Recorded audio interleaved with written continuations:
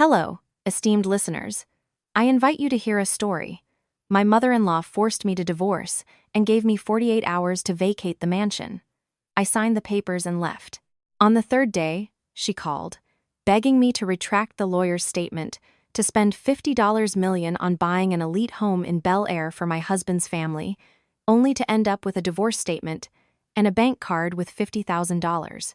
As compensation for my wasted youth, my husband's family had no idea that they had just officially kicked their golden goose out the door and, with their own hands, signed their own bankruptcy sentence. The 90-degree Los Angeles summer heat felt insignificant compared to the suffocating atmosphere in the living room of the Bel Air mansion. I sat there with a perfectly straight back, gracefully resting my hands on my lap, looking at the people I had called my family for the past 5 years. On the polished walnut coffee table lay the divorce petition, already signed by one party, and next to it, a black debit card carelessly tossed aside. Evelyn Miller, my mother-in-law, had just returned from a luxury spa. The heavy scent of her expensive perfume couldn't mask the venom in her voice. She flung the card onto the table, and the dry click of plastic echoed in the sudden silence.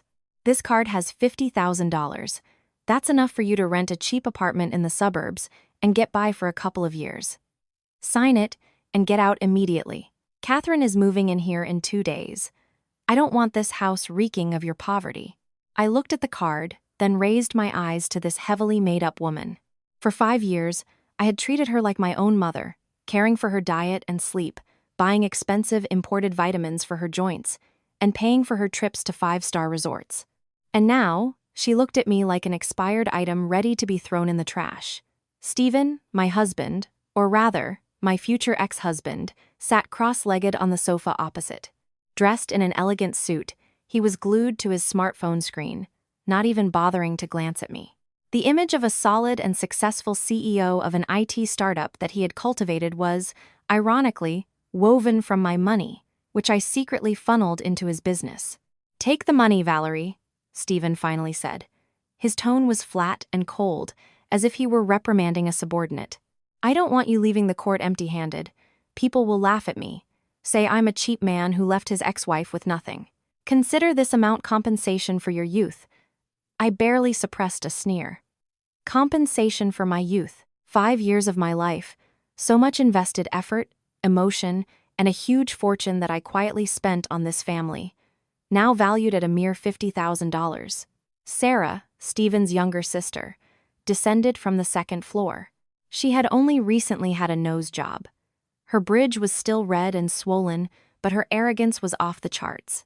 As she passed me, Sarah snatched a bundle of keys to my bedroom from the table. "Sister-in-law." "Oh, I forgot. Valerie, these keys will be with me.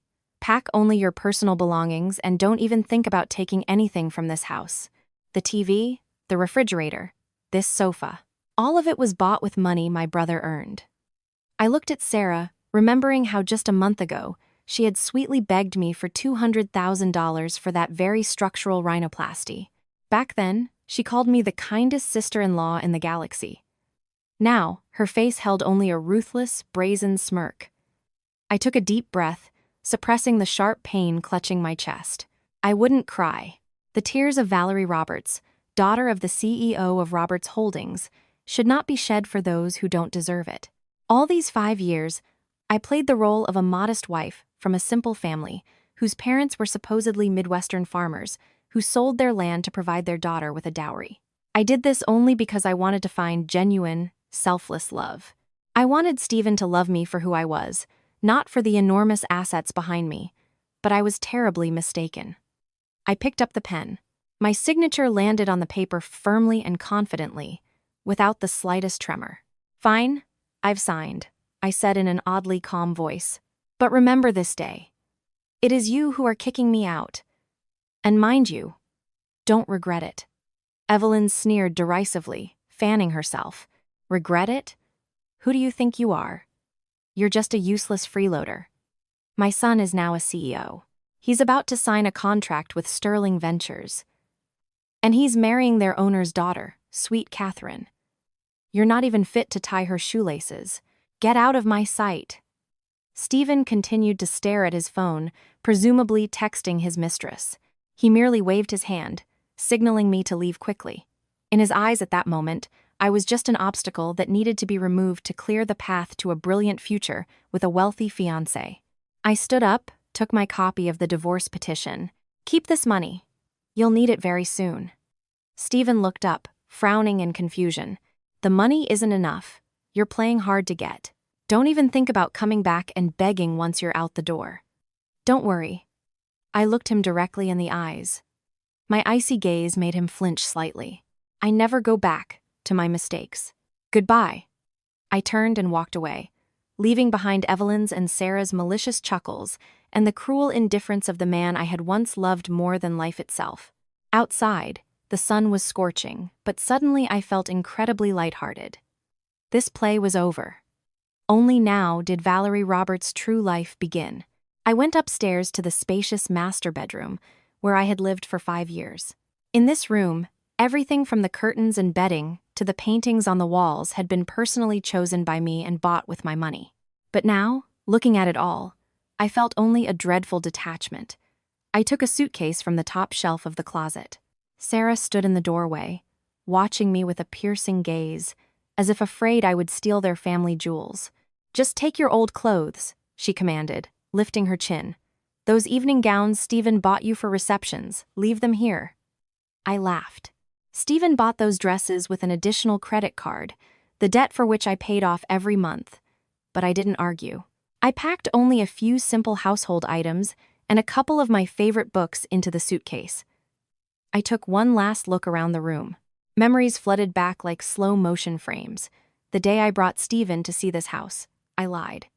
My parents in the Midwest sold all their land and loaned us money so we could mortgage this house. I put everything in my name, from their behalf, but we will live here as if it's our own home.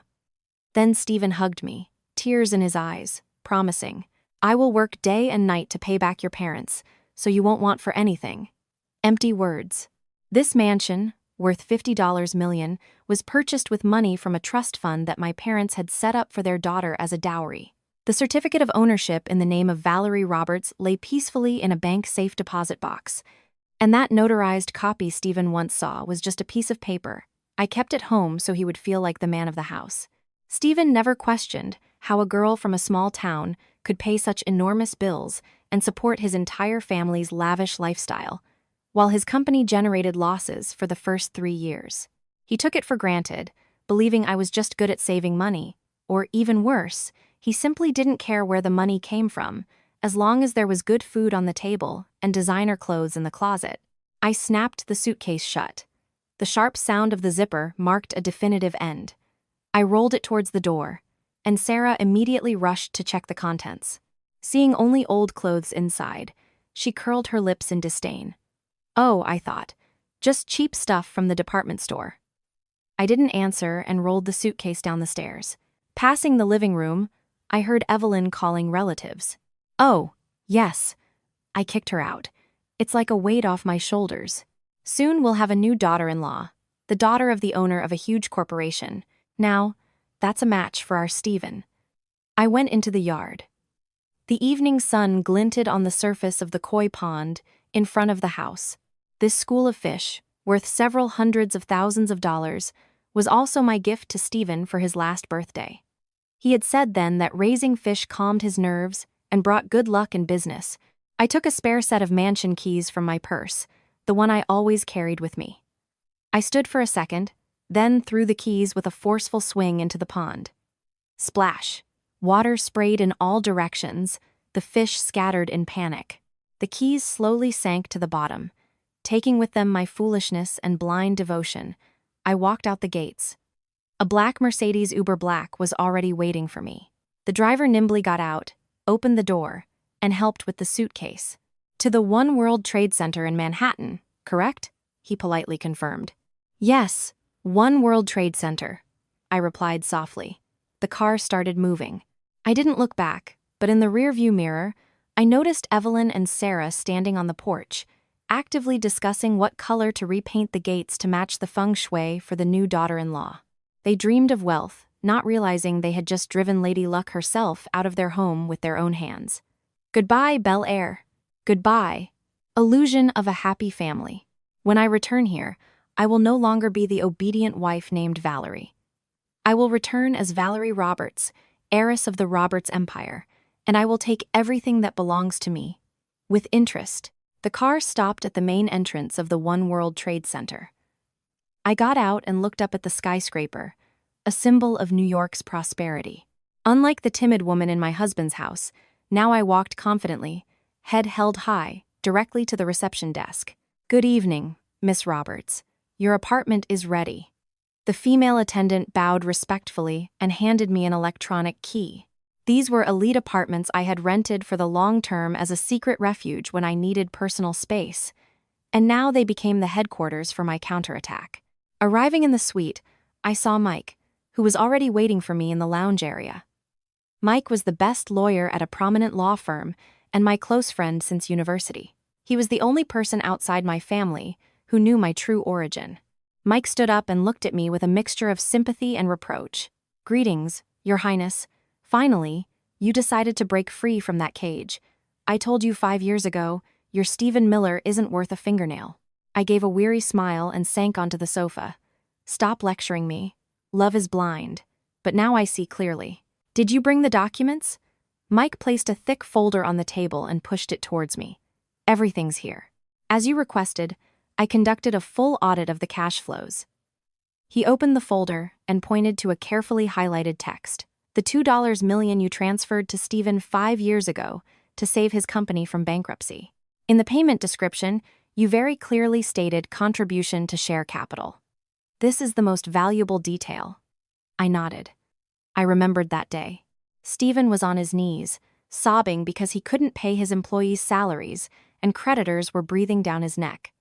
I sold some of my personal stock to give him that $2 million. But, being a businessman's daughter, I was cautious and didn't give cash but made a bank transfer with a specific purpose. Mike continued enthusiastically.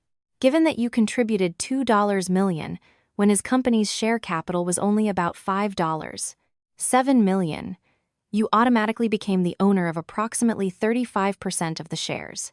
As of today, according to market valuation, before signing the contract with Sterling Ventures, his company is worth about $30 million, which means your 35% is now valued at least at $10.5 million. Congratulations, Your Highness, your foresight, intentional or unintentional, has paid off. I flipped through the pages, and the smile on my lips grew colder. I want to divest my capital. I want my money back with interest, and I want his company's accounts frozen immediately. Mike nodded. I've already prepared a motion to the court for interim measures.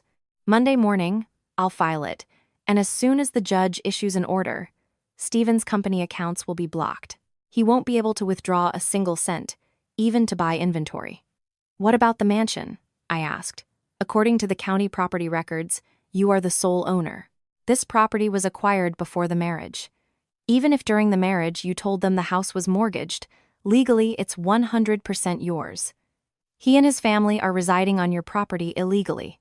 You have the right to kick them out at any moment. I shook my head. Let's not rush. Let them live there for a couple more days. Let them enjoy the luxury one last time before falling into the abyss. First, I need to hit Stephen's finances. The contract with Sterling Ventures is a lifeline for his business, and I want to puncture that lifeline. Mike looked at me with undisguised respect. Now that's the true daughter of the old fox from Roberts Holdings. You strike in a way that leaves no retreat. Excellent. We'll follow the plan. Stephen Miller will remember this Monday for a long time. I poured 2 glasses of red wine and handed one to Mike. To my freedom and to the downfall of traitors. The crystal clinked. Beyond the enormous windows, New York glittered with lights. From this height, everything below seemed so tiny. I felt as if I was standing on a chessboard I was about to overturn. After Mike left, I remained alone with my laptop and a thick stack of bank statements from Chase Bank. This was proof of my foolishness over the past 5 years, but now it became my sharpest weapon. I opened an Excel spreadsheet and began entering each expense item. The more I typed, the faster the total grew, startling even me. The 15th of May 2021. Transfer to Evelyn Miller, $20,000. Purpose: for mom's trip to New York. May 20th, 2021. Sarah's credit card payment. Gucci bag purchase. $1,800. The 10th of June 2021. Transfer to Stephen. Purpose: help with business expenses. $40,000. Money flowed like water. I remembered Evelyn complaining about back pain and asking for treatment at an elite spa. Each course cost $500,000, and I silently swiped my card. She would return refreshed, boasting to neighbors about her caring and generous son, never once mentioning my name. Then there was my precious sister-in-law, Sarah. She wanted to open a clothing boutique, but she had no startup capital. She chirped in my ear, "Valerie, lend me money for the business. As soon as profits come in, I'll pay it back immediately. We're family. Why do we need formalities?" I transferred $200,000 for inventory and another $80,000 for the lease deposit. Ultimately, the boutique failed after 3 months because she blew the profits on clubs and designer clothes. This money could have been considered lost, but, fortunately, my natural caution saved me from complete ruin. All large transfers I supplied with a clear payment purpose, and for small private loans, like the money for Sarah's boutique or the transfer to my mother-in-law for renovations to their ancestral home in the small town, I kept confirmations in text messages. I opened my messages and found a 2-year-old conversation with Sarah. Me. Sarah, I transferred $200,000 to you as a loan for opening the boutique. Sarah. Yes, got it. Thank you, beloved sister-in-law. I promise to work like a bee and pay back the debt as soon as possible. I took a screenshot. The words "as a loan" and "pay back."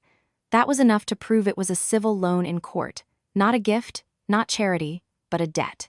Summing up, after 3 hours of work, transfers to Evelyn for spas, treatments, and house repairs totaled $1.5 million. Money given to Sarah for her boutique, plastic surgeries, and shopping, $800,000. Investments in Stephen's company, $2 million. Mike was already handling this. In total, I had spent $4.3 million in cash on their family. And this doesn't count fully covering all household expenses and food.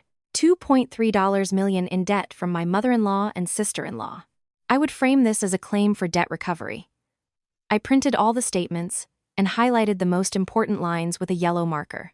These eloquent figures would become a slap in the face to those who had just called me a penniless freeloader.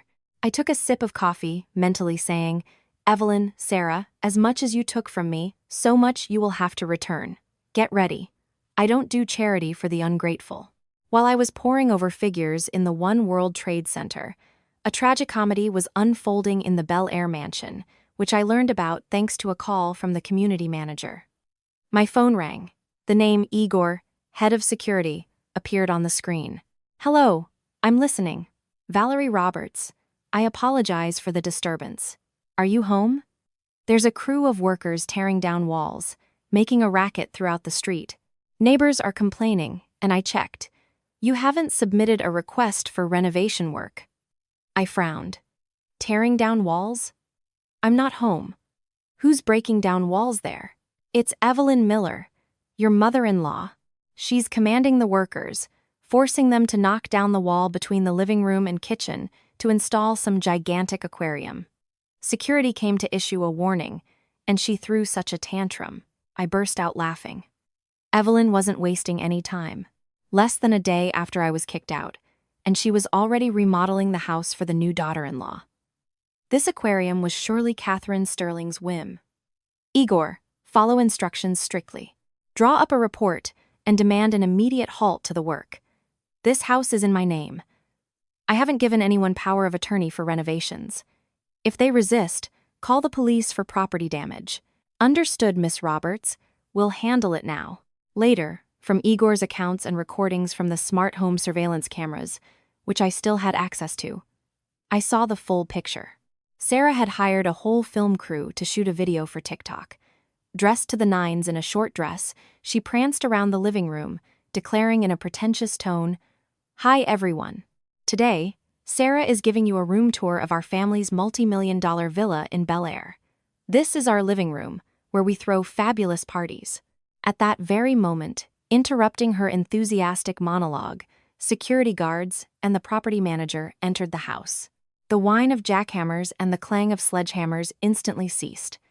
"We demand an immediate halt to illegal construction work," Igor declared loudly. Evelyn, who had just been giving instructions to the workers, rushed at him like a raging bull, her face purple with fury. "Who are you to barge into my house and give orders? This is my son's house. I'll break whatever I want. What business is it of yours?"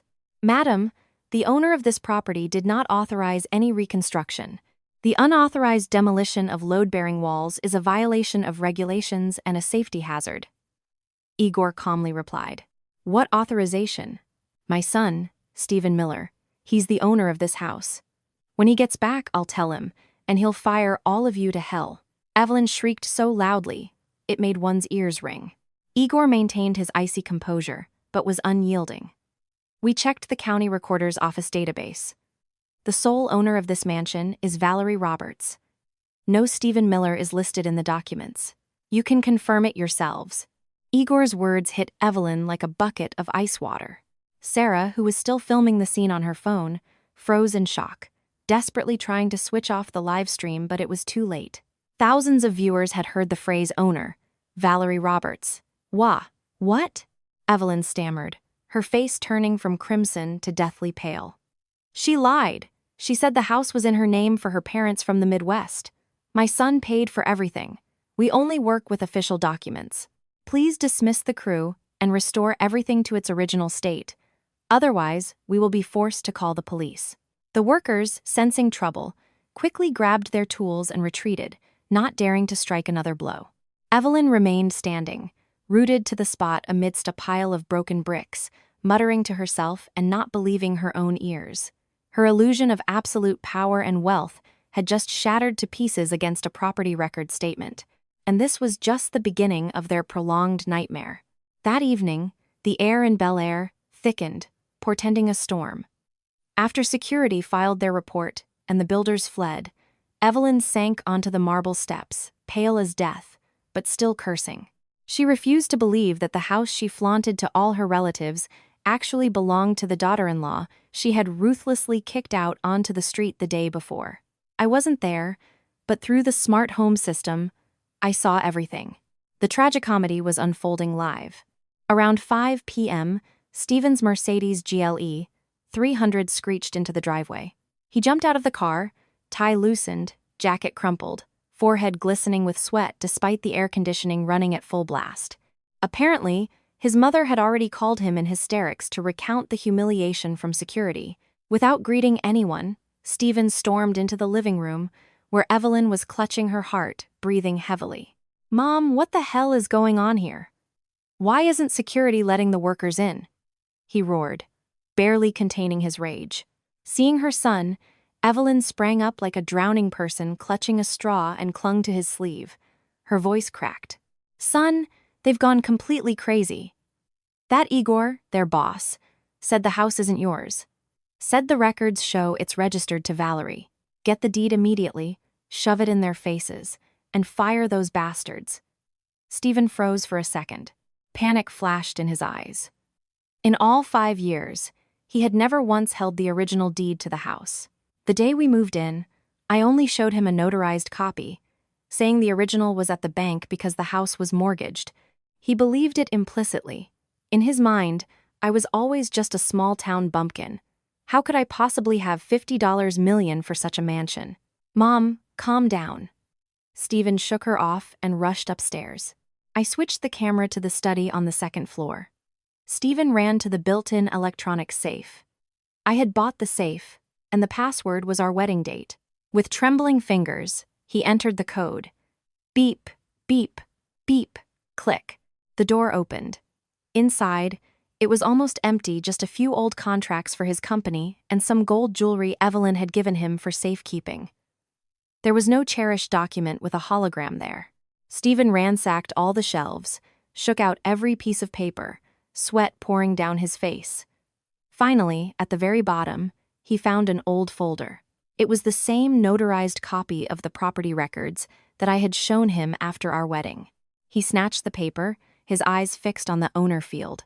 The large, bold font screamed at him, Valerie Roberts. No Stephen Miller, no notations of joint spousal property. Stephen's hands fell powerlessly. The paper fluttered to the floor. He staggered back and collapsed heavily into the leather armchair. His face was utterly blank. He frantically pulled out his phone and called his company's in-house lawyer. "Hello, Oleg. Urgent question. Property acquired before marriage, registered only in the wife's name. But if the husband contributed money monthly to pay the mortgage, is it considered jointly acquired property?" Oleg's voice from the speaker was loud, and the camera's microphone picked up every word. "No chance, boss. If the property was registered before the marriage, it's 100% personal property. To sue for anything, you'd have to prove that your transfers went specifically towards paying down the principal mortgage, and there would need to be a written agreement acknowledging joint ownership. If you just gave money for living expenses or utilities, that's all for nothing. The law is the law." Stephen hung up. His hands trembled so much he nearly dropped the phone. He remembered how all these years he had spent his salary mostly on designer clothes for himself, on upgrading cars, and only occasionally tossed me a few thousand for household expenses. These paltry sums, compared to a $50 million mansion, were a drop in the ocean. Moreover, I had never asked him to sign any bank documents. Stephen understood everything. I had duped him. It was a brilliant 5-year scam. Or rather, he had duped himself with his own arrogance and disdain for his wife. Downstairs, Sarah was still wailing, adding fuel to the fire. "Mom, don't worry. That Valerie probably just faked the documents. Our Stephen is such a genius. He's the one who earned the house." Stephen slowly descended the stairs. His steps were heavy. He looked at his mother and sister. In his gaze, there was no longer the arrogance with which he had thrown the $50,000 card at me that morning. There was only absolute, sticky fear. "Shut up, both of you," Stephen snarled hoarsely, making Sarah flinch and fall silent. "This house really belongs to her." "What?" Evelyn shrieked, clutching her heart. Her eyes bugged out. "What are you saying? So, we've been living here all this time, like dependents on borrowed time? If she kicks us out, are we going to be homeless?" Stephen rubbed his temples. His voice was full of exhaustion. "Mom, don't panic. She wouldn't dare throw us out. After all, we were married for 5 years. I'll talk to her. She's just flared up. She'll calm down, and we'll sort everything out." I turned off the live stream on my phone and gave a wry smile. "Flared up. How naive you are, Stephen Miller. This isn't anger, it's retribution. And it's only just beginning." The weekend passed in a dreadful silence from Stephen's family. They didn't dare call me, apparently devising a reconciliation plan. But I didn't care. Sunday, I devoted to myself, rested, went to a luxurious spa, and mentally prepared for the decisive strike scheduled for Monday morning. Monday morning. The sky over Los Angeles was overcast with leaden clouds, portending a heavy downpour. In Stephen's Innovate Tech office in Silicon Beach, the atmosphere was tense. Today was the deadline for transferring $2 million to Chinese partners in Shenzhen for a critical batch of microchips. These chips were the core for manufacturing smart devices as part of the project with Sterling Ventures. If the chips didn't arrive on time, the assembly line would halt, deadlines would be missed, and the contract with the Sterlings would be jeopardized. Precisely at 9 a.m., Stephen entered his office with his usual confident demeanor. Despite the family crisis, he firmly believed his business was untouchable. He called for his chief accountant, Eleanor Smith. "Urgently prepare a payment order for $2 million to our Chinese partners. The yuan exchange rate is excellent today. Let's process the transfer early, so they can ship the goods on the evening flight." Eleanor Smith, an efficient middle-aged woman, nodded. "Yes, Mr. Miller, I'll do it right away. We have exactly $3 million in the company account. The amount is quite sufficient." 5 minutes later, there was a frantic knock at the door. Eleanor Smith burst into the office, white as a sheet, placing her tablet on Stephen's desk with trembling hands. "Boss, disaster. The payment isn't going through." Stephen frowned, looking up from his papers. "Why isn't it going through? A glitch in the Chase app?" "It's not a technical glitch, boss. The account is blocked. I just called the corporate banking department. They said a presiding judge's order from the Los Angeles Superior Court was received to freeze the accounts. What? Stephen jumped up as if stung. The leather chair flew back and crashed against the cabinet with a bang. A freeze? For what?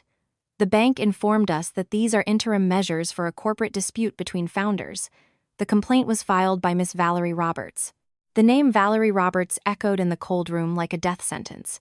Stephen froze, leaning on the desk with both hands. His knuckles were white. He hadn't expected me to strike so quickly and so ruthlessly. A freeze on accounts meant complete paralysis. Employee salaries, taxes, rent payments, supplier payments, everything frozen. For a growing startup like Stephen's, working capital was its lifeblood. Stop the blood, and the organism dies. Stephen's desk phone rang off the hook. It was the Chinese. With a trembling hand, Stephen picked up. Mr. Chen's sharp voice came through the line. "Mr. Miller, the money has still not arrived in our account. There is a huge queue for this batch of chips. If we don't see payment within an hour, I am giving the goods to another buyer. You are extremely unprofessional." "Mr. Chen, please, calm down. We have a small technical glitch with the bank. Give me time, at least until this evening." Stephen tried to keep his voice steady, but the back of his shirt was already soaked with sweat. "No evening. Business is business. You have 1 hour." Short beeps. Stephen slammed down the receiver and slumped into his chair. $2 million wasn't a cosmic sum for large corporations, but at this second, it became an insurmountable wall, separating him from survival. He frantically grabbed his mobile, intending to call me, but stopped. The male pride that had allowed him to throw his wife out yesterday didn't let him stoop to begging so quickly. He dialed Evelyn's number. "Mom, gather all the cash you have. I urgently need $2 million as a loan, right now." On the other end, his mother stammered. "Son, where would I get that kind of money? I put everything into CDs for 3 years. If I withdraw, I'll lose the interest. And besides, I don't have $2 million. The money you gave me for house repairs, I already transferred to the contractors as an advance for materials." Stephen hung up in despair. He suddenly realized that all these people around him, his mother, his sister, only knew how to spend money, but none of them knew how to save it.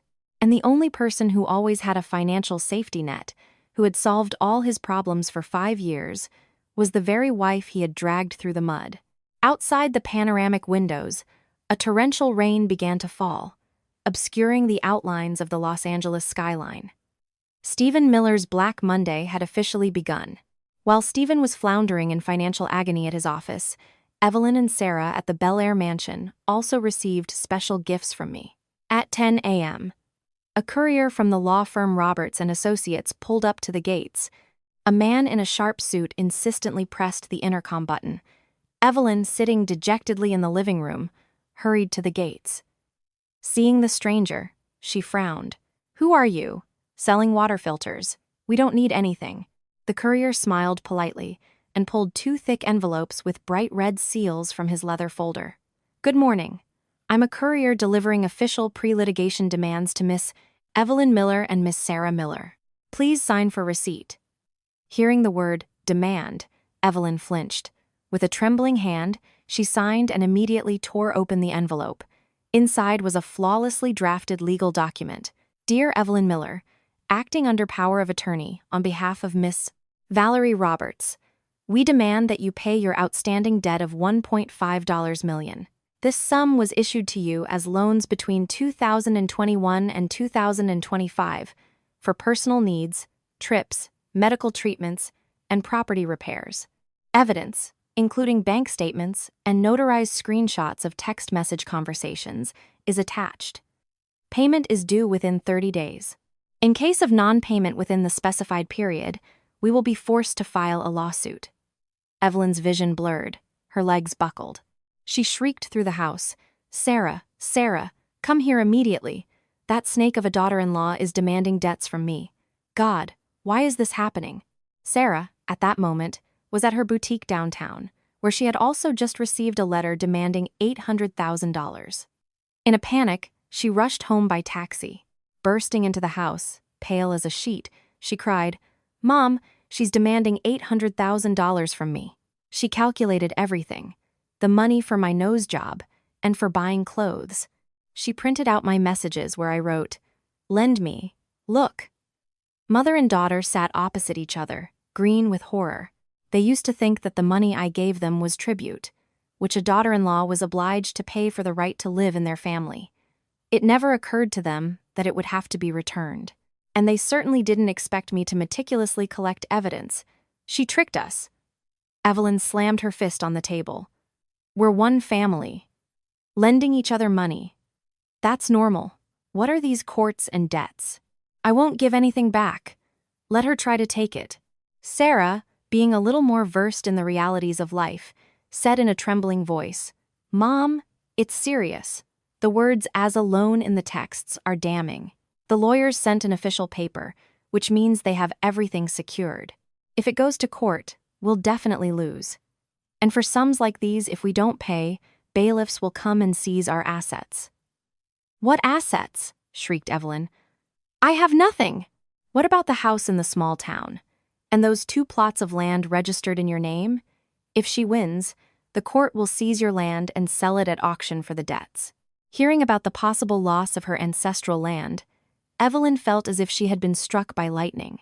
This was her pride, her retirement property, accumulated over a lifetime.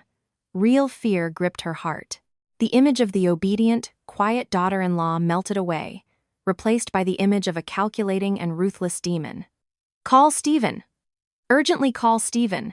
Let him deal with his crazy wife." Evelyn cried in despair, but she didn't know that Stephen was 1,000 times worse off right now. These legal letters weren't just papers. They were a psychological blow, finishing off the last remnants of the Millers' arrogance. At 11 a.m., my phone rang. The name husband appeared on the screen. I gave a wry smile, unhurriedly sipped my chamomile tea, and only then answered, putting it on speaker so Mike could hear. "Hello, I'm listening." My voice was colder than ice. Stephen's frantic roar erupted from the speaker. "Valerie, have you completely lost your mind? What are you doing? Why did you freeze my company's accounts? Do you know that the batch of chips is stuck in customs without payment? Do you want to destroy me?" I moved the phone away from my ear and calmly replied, "You're mistaken. I'm not destroying you. I'm simply exercising my legal rights as a shareholder. Those $2 million I gave you 5 years ago? The payment purpose stated, contribution to share capital. You forgot? What the hell capital? That's money you gave me for a startup. We're husband and wife." "Your money is my money," Stephen yelled. "The law sees it differently, Stephen." I cut him off sharply. "Those funds are my personal property. The bank statements are ironclad proof. For that $2 million, based on the 2021 valuation, I received 35% of your company's shares. Now I no longer want to be an investor. I want to exit the business. Return to me the original investment plus the profit from the capital growth, and I'll sign the paper to unfreeze the accounts." Stephen fell silent for a second. His heavy breathing was audible even through the speaker.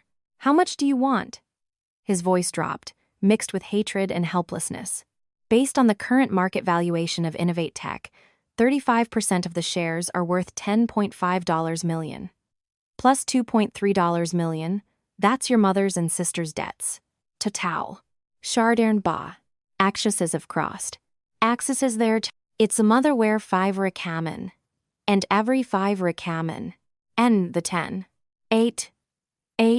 Action helps everyone. And I. Acher. 18 IMN. Ender. 8 highs, everly, ever 1 round. 8. Explants problems. Actuator 1. And 26th. 8 diddly. Dooth actions defied exes. And sharegrastive. It treat, as withing. I can't. Activated 80 of this ness. It's a telechis. Thanks for watching. And organd. It's not another 9. Accidated. Lickstirringus. H about 1 of the 7. And a day. An underzation to the comment. Ac. W. Inexperien os. Everyone. And the face woe. Any resid. And about friend. And for covering. And a cutter. In a talent videos. And time not. I pass. Defer and tackle it id. At against it. In an exprant. of Lotixplan.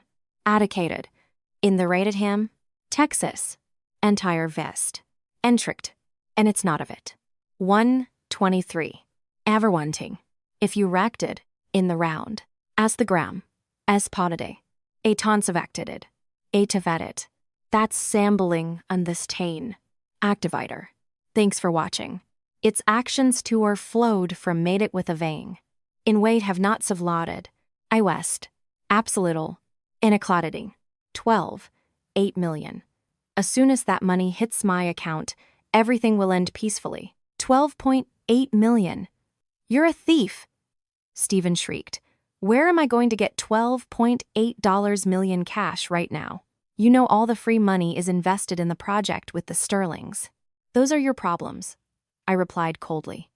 You have a mansion in Bel Air, you have a Mercedes, Swiss watches. Sell them. Or ask your new girlfriend, the billionaire's daughter, for help. Surely the heiress of a corporation can find a paltry $12.8 million to save her beloved. My words hit him where it hurt most. He hadn't yet dared to tell Catherine about his debts. If she found out he was bankrupt and buried in lawsuits with his ex-wife, would she even look his way? Valerie. Stephen's tone abruptly changed to pitiful and pleading. We lived together for 5 years. After all. I know, I'm guilty. I hurt you, but don't back me into a corner. Lift the freeze, let the company breathe, and I'll pay you back little by little, I swear. I laughed a bitter laugh. Live together? And when you and your mother kicked me out onto the street with a paltry $50,000, did you remember that we lived together? When you were sleeping with Catherine, did you remember the wife who sold her shares to save your business? Stop this circus, Stephen. I'm no longer that naive fool. Money in the morning, services in the evening. No money. Let the court decide. Having said that, I hung up. I looked at Mike. He gave a thumbs up. Brilliant.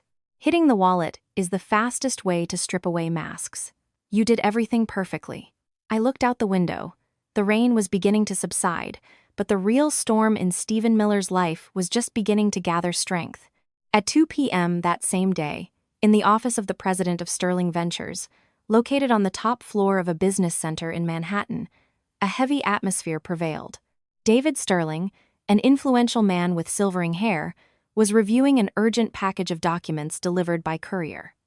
The sender was anonymous, but the contents spoke for themselves. It was a complete dossier on Innovate Tech, Stephen Miller personally, and his financial condition. A copy of the Los Angeles Superior Court order to freeze accounts, a detailed breakdown of his family's debts to Valerie Roberts, and most importantly, Stephen and Valerie's marriage certificate, which still held legal force. The divorce petition had not yet been heard by the court, meaning Stephen was still formally married. David Sterling forcefully slammed the folder on the table, red with fury. He pressed the intercom button. Get the project director in here immediately. And Catherine, too. 15 minutes later, Catherine entered the office, her lips pouting petulantly. Dad, what is it? I was shopping. Her father threw the folder at her. Open your eyes and look at your precious fiancé. He's married, and his wife, Valerie Roberts, is the only daughter of Robert Roberts of Roberts Holdings. Do you even realize what kind of hornet's nest you've gotten into? Catherine's eyes scanned the documents, and her face contorted in shock. What? Stephen said his wife was some small-town bumpkin, a gold digger. What does Roberts Holdings have to do with this? He lied to you. He lied to all of us, thundered the elder Sterling. His company's accounts are frozen. Debts are sky-high. And this arrogant fool dared to come here asking for a contract worth hundreds of millions. If I had signed papers with him, and tomorrow his assets went to auction, do you know what kind of losses we would incur? Moreover, to become the laughingstock of all New York, destroying the marriage of Robert Roberts' daughter, how could I look people in the eye? At that moment, the secretary announced via intercom that Stephen Miller was waiting in the reception area and requested an urgent audience with the president to explain the payment delay. Let him in, Sterling snarled. Stephen entered the office, looking gaunt, with a forced smile on his face. Mr. Sterling, Catherine, I apologize for the morning's payment incident. Shut up. Sterling cut him off in a harsh tone. I don't wish to hear your fairy tales. As of this moment, The contract between Sterling Ventures and Innovate Tech is officially terminated. Reason: concealment of your actual financial and legal status from partners. Stephen stood stunned. Mr. Sterling, I beg you, give me one chance. What chance? Under the terms of the agreement, you violated your financial guarantee obligations. You will pay a double penalty. That advance of $500,000 I transferred to you last week now turns into a $1 million debt. I give you 3 days. If you don't return the money, my lawyers will tear you to shreds. Stephen frantically turned to Catherine. Catherine, please, tell your father, stand up for me.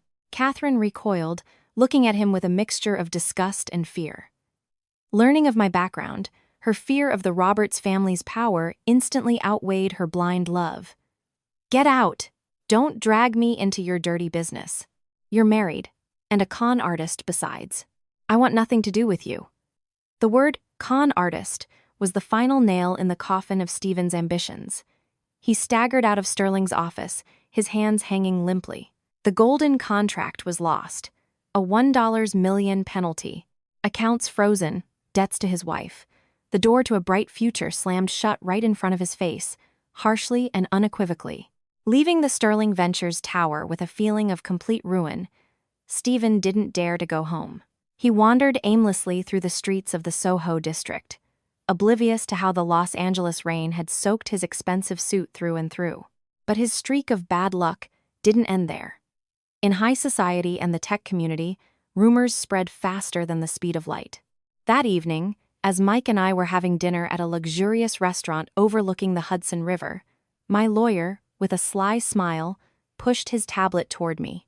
A popular online gossip channel with millions of followers, specializing in elite scandals, was open on the screen. The headline screamed, "Fake Bel Air millionaire kicks wife out with $50,000 severance to bring in mistress." But karma strikes instantly. Under the post were irrefutable pieces of evidence, photos of bank statements from 5 years, with my name hidden. But the multi-million-dollar sums and payment purposes were clearly visible. Photos taken by someone from the domestic staff. Evelyn throwing the black card onto the walnut table. And, as a cherry on top, photos of the property deed for the mansion in Valerie Roberts' name. And the marriage certificate. The internet exploded. In just 1 hour, the post garnered hundreds of thousands of views and shares. Commentators showered the Miller family with vitriol. Oh my God, he lived off his wife, and still acted like a king. Men like this should be banned from reproducing, read the most liked comment. And the mom and sister are just as bad. They bled the daughter-in-law dry, got nose jobs and spa treatments on her dime, and then called her a pauper. What scumbags. The power of public outrage was terrifying. Subscribers immediately tracked down Sarah's social media pages and her showroom account. Within half an hour, the boutique's rating plummeted to 1 star. Clients massively canceled orders and demanded refunds for already purchased goods. Catherine Sterling also got her share. Despite her family's status, the label of home wrecker who meddled in another family, and especially the family of a Roberts heiress, unleashed a storm of harassment. She had to hastily delete all her social media pages to hide from the crowd's wrath. I read the comments with surprising calmness in my soul. This was not blind revenge. It was justice. They had trampled on my dignity, and now they had to pay with their elite reputation, which they had so diligently built with my money. Mike sipped his wine and said with a smug smile, "Look, the share numbers are still growing.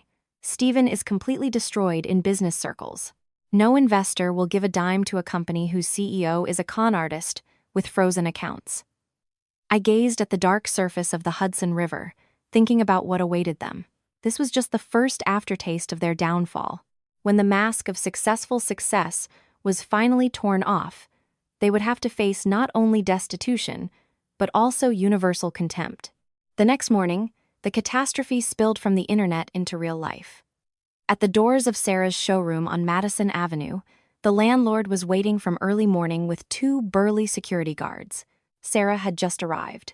Her face was puffy from tears after a sleepless night when the property owner handed her a lease termination notice. "Miss Miller, I'll be brief. You violated the clause in the agreement about maintaining a business reputation.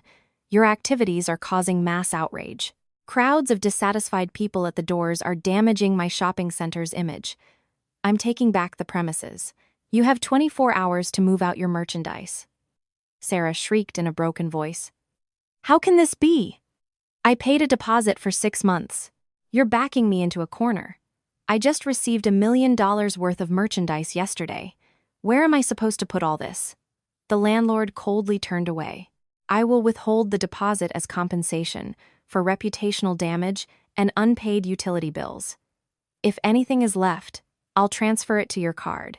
And blame only yourself. You should have lived decently."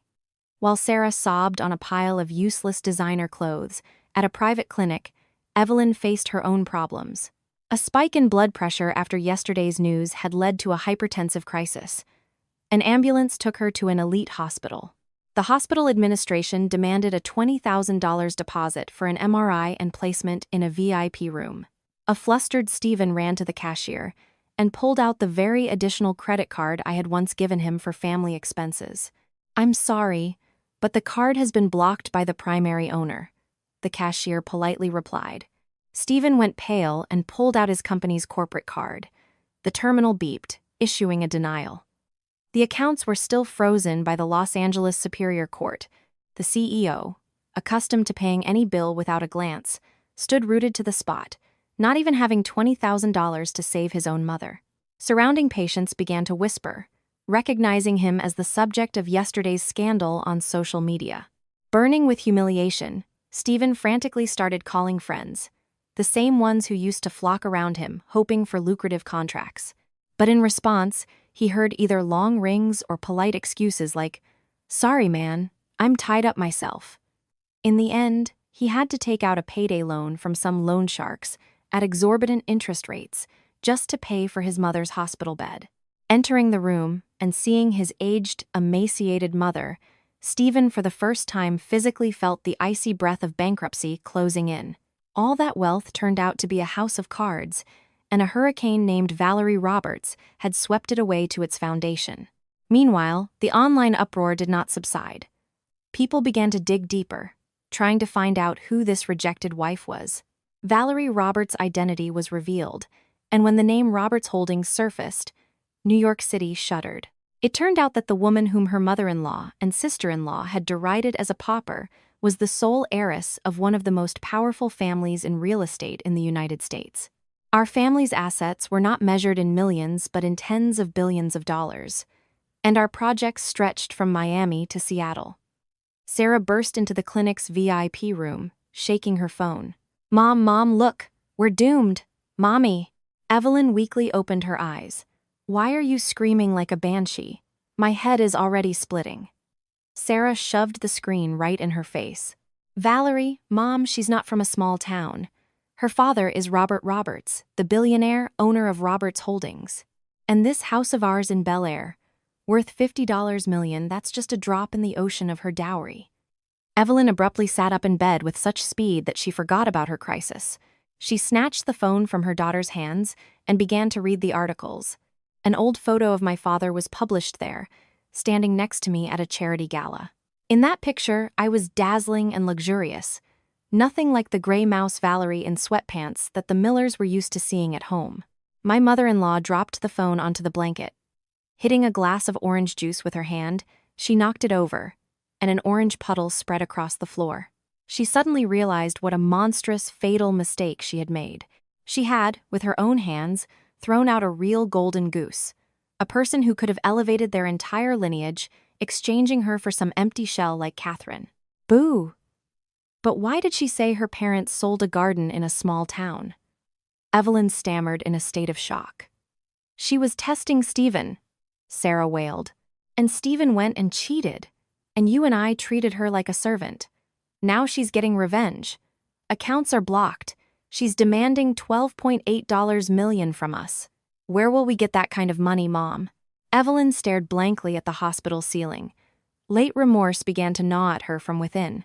She remembered the dinners I cooked, how I massaged her feet, how I stayed up nights, watching over her bed when she was sick. All this she had perceived as the duty of a poor daughter-in-law. Now, she understood it was sincere love and boundless patience from a true aristocrat towards her husband's family, but she herself had trampled it into the dirt. Leaving behind the hustle and bustle of my Manhattan apartment, I decided to return to my parents' ancestral estate in Greenwich, Connecticut, where I was always welcomed with open arms. My father was sitting in the library. The evening sun streamed through the tall windows, highlighting the stern and authoritative profile of the man who had built a giant empire. Seeing me, he put down his newspaper and with a gentle gesture indicated the armchair opposite. "Daughter, these 5 years have been hard on you." His deep voice was full of warmth. There wasn't a hint of reproach for hiding my marriage from the family and enduring humiliation.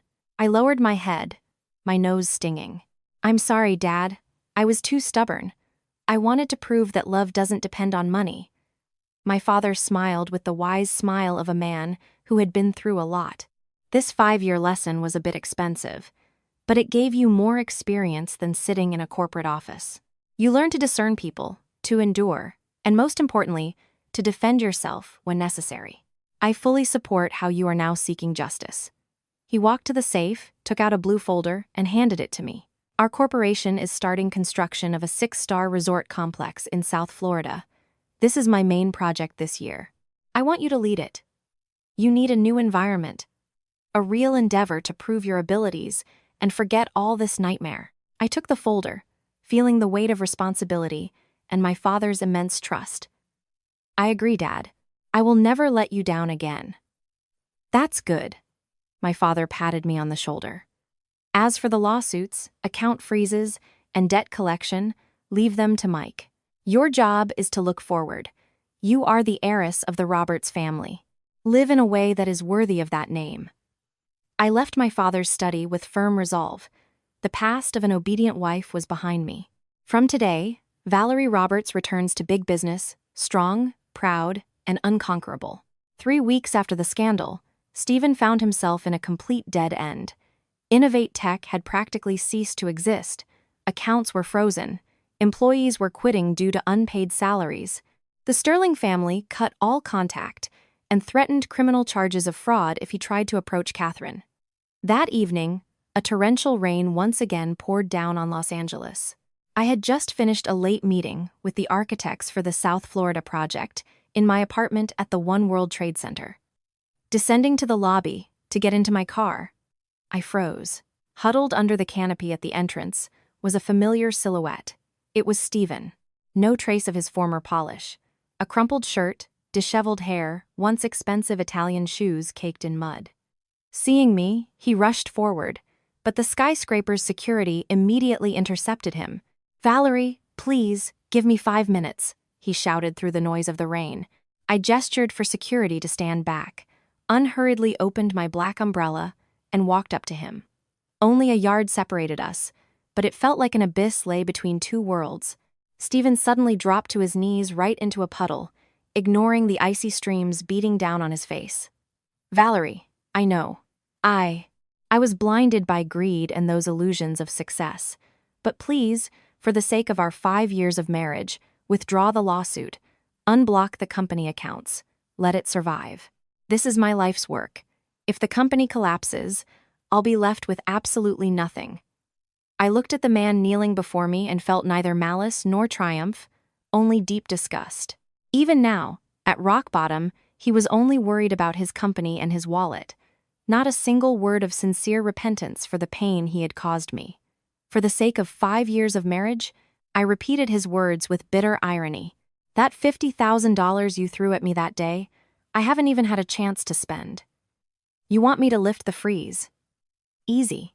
Return to me $10.5 million for my share in the company and $2.3 million for your mother's and sister's debts. A total of $12.8 million. As soon as the money is in my account, I'll sign the paper." Stephen looked up at me with red, inflamed eyes. "Where will I get $12.8 million, Valerie? The mansion is yours. The car is on credit. Accounts are frozen. Are you trying to destroy me completely?" I turned away, sheltering under my umbrella, and walked toward the waiting Rolls-Royce. "You chose your own path. I didn't force you. Be thankful I haven't even calculated the interest for these 5 years, and don't you dare come begging to me again. It's useless. The car smoothly pulled away, leaving Stephen kneeling in the cold Los Angeles rain. I closed my eyes, promising myself that this was the last time this man would appear in my life. The impending court would put a final end to all debts, both financial and moral. 3 weeks later, in the Los Angeles Superior Court, the hearing began for the civil lawsuit concerning the recovery of property and unjust enrichment between me and the Miller family.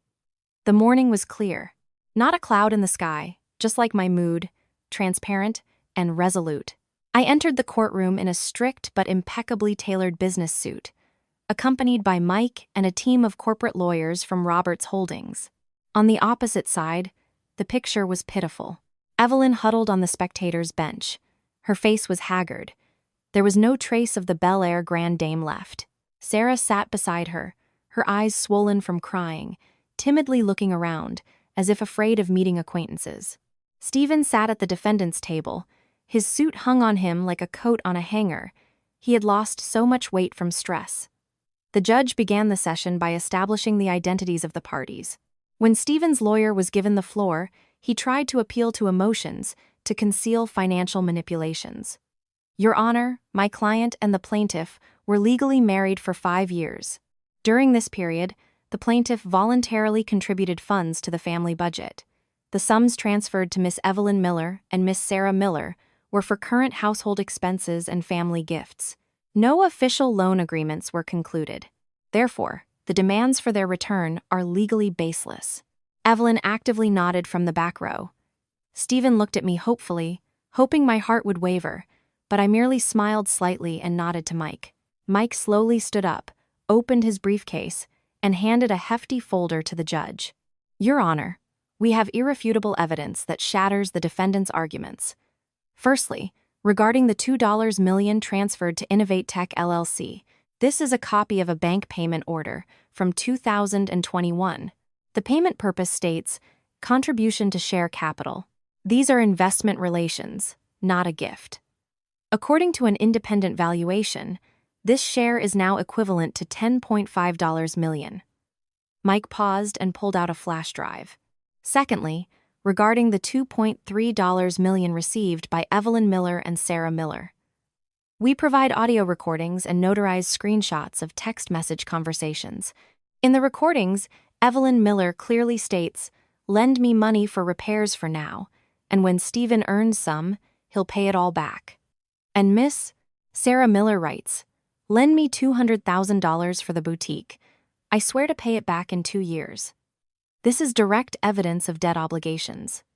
In the courtroom, the sweet voice of my mother-in-law and Sarah's capricious demands from 2 years ago echoed through the speakers. A murmur ran through the room. Evelyn lowered her head, clutching the hem of her skirt in pain. Sarah burst into tears of shame. Stephen, in a hoarse voice, tried to salvage the situation. "Valerie, why are you doing this? This is my mother, my sister. Are money more important than family?" I looked him straight in the eyes and said loudly and clearly, "You're right, Stephen. Money is not more important than family. But when you threw me out the door with $50,000 and called me a pauper, you yourself severed all our family ties. The law exists to protect justice, and today, I am here precisely for that." Stephen's lawyer was powerless against such ironclad evidence, collected over years, all their attempts to pass off the debts as gifts shattered into dust. After 2 hours of judicial debate, the judge announced the decision. A heavy silence hung in the courtroom.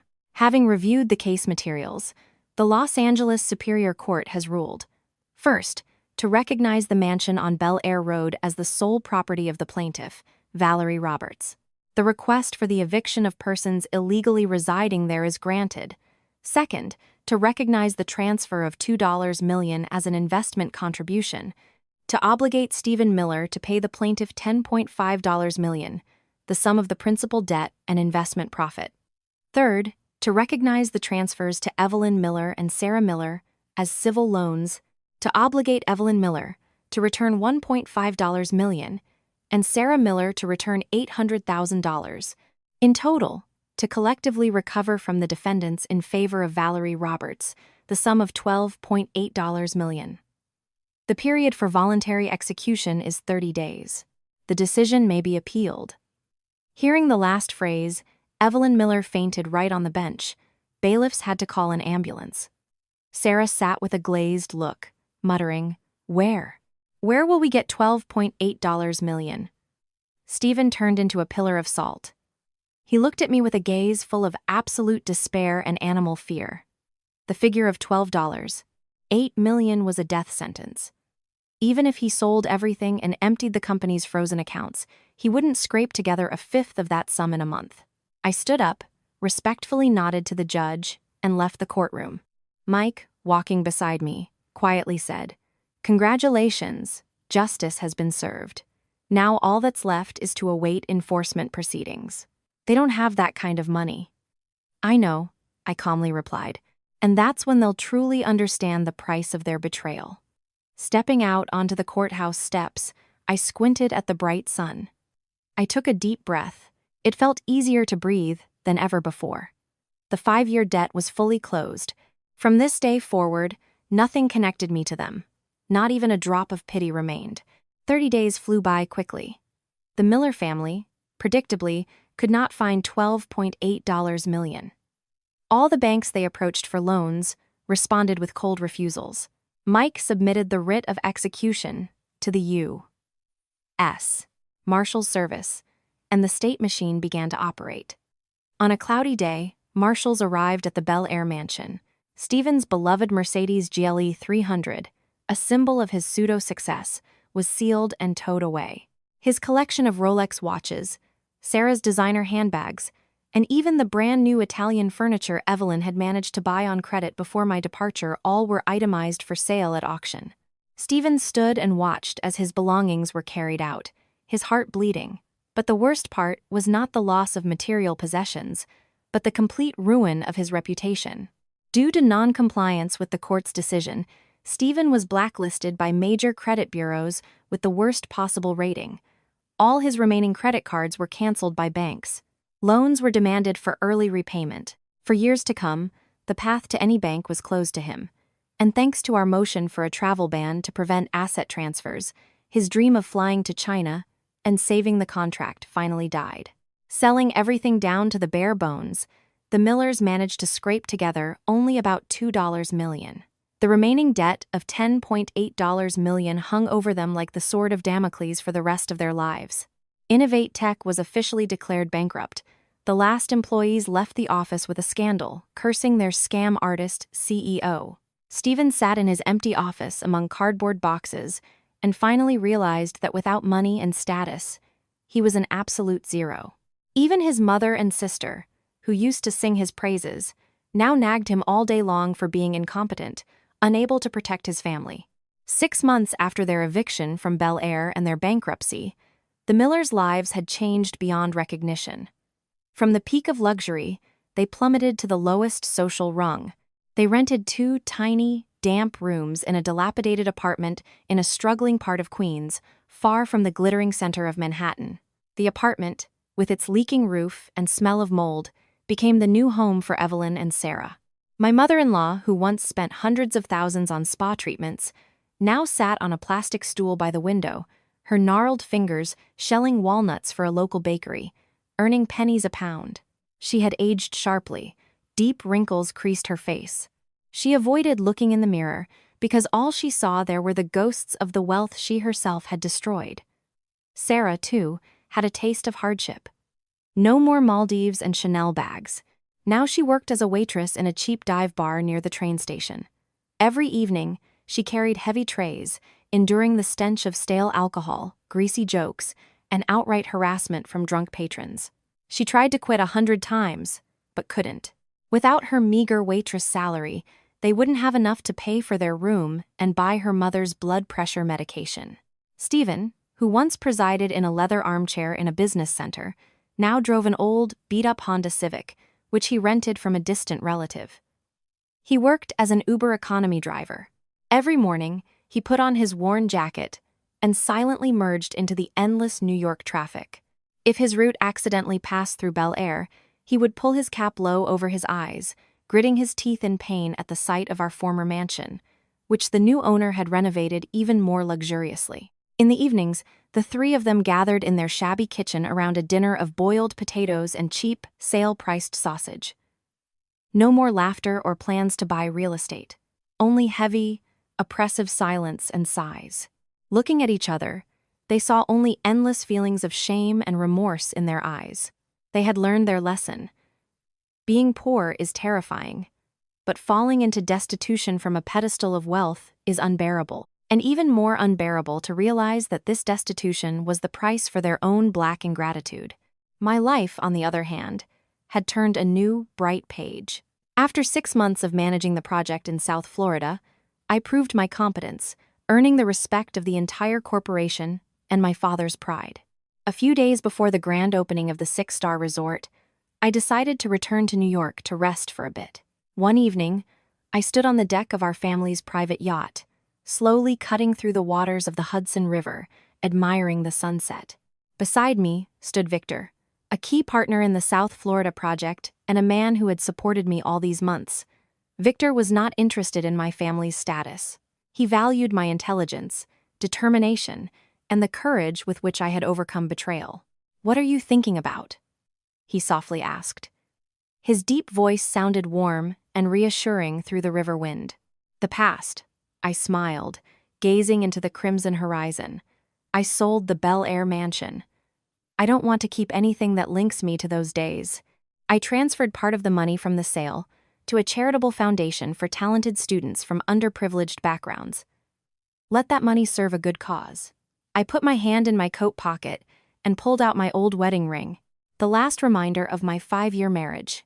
I looked at it for a couple of seconds, then, with a sharp movement, threw it into the dark waters of the Hudson River. The small gold ring plunked, creating ripples on the water, and forever disappeared into the depths. "It's all over," I said, feeling absolute freedom fill my soul. The past remained at the bottom of the river. Now I only looked to the future. Victor took my hand. His palm was strong and reliable. "Your future will be dazzling, and I hope I can walk that path with you." The sunset gilded the surface of the water. I leaned against Victor's shoulder and smiled happily. I went through the storm to understand the price of true peace. I went through betrayal to learn to value sincerity. Life always puts everything in its place. If you live in harmony with your conscience and don't give up, tomorrow will surely be bright. The story of Valerie Roberts ends not with blind and bloody revenge, but with a powerful rebirth from the ashes of trampled trust. And this is the most fitting, the happiest ending for a woman who knows her worth.